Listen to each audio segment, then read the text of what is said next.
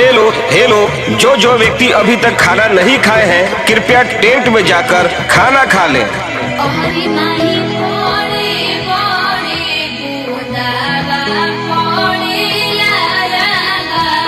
अरे भाई, तोर मोलिया के शादी में 4 गुना चनिया आइल बैसन, ओमे एगो बड़ी कंटाक लागतिया। अरे हमर माल छोड़कर ससुर आ जाती है, तोरा वो लौकतिया।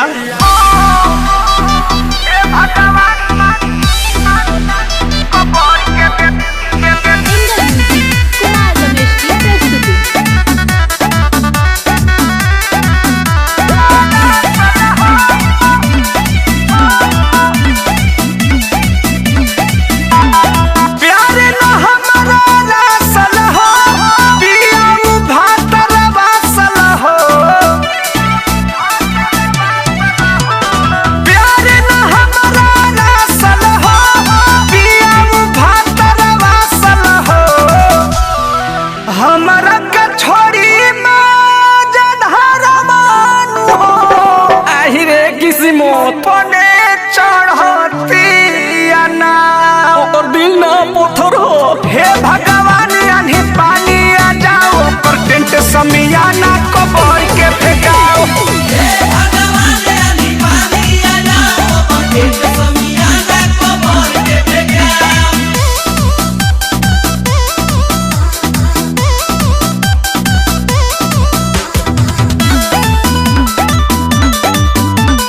Music by Kamlesh Yadav.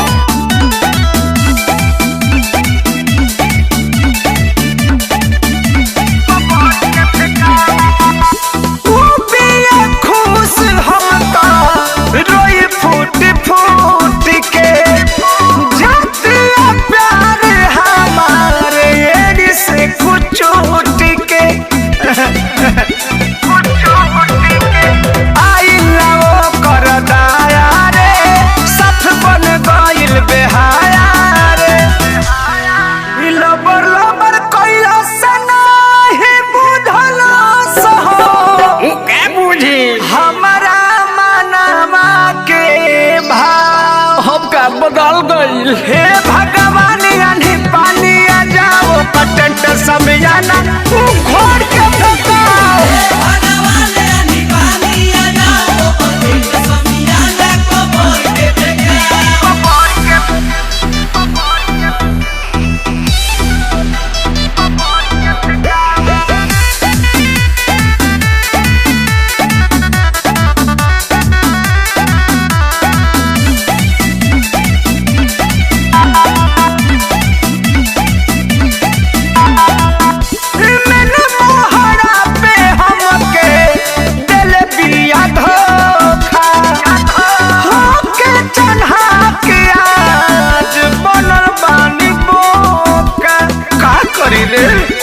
बुझात नहीं के आवत बढ़िया हरे होकरा तो ना बपरवा हरे कमल से परमोधे हसमुखी से हो जोरे दतियरी ठीक ना कैलस बारता धोखा देले बिया मार मार। हे भगवान यानी पानी आ जाओ, टेंट समियाना कोबर के फेंकाओ।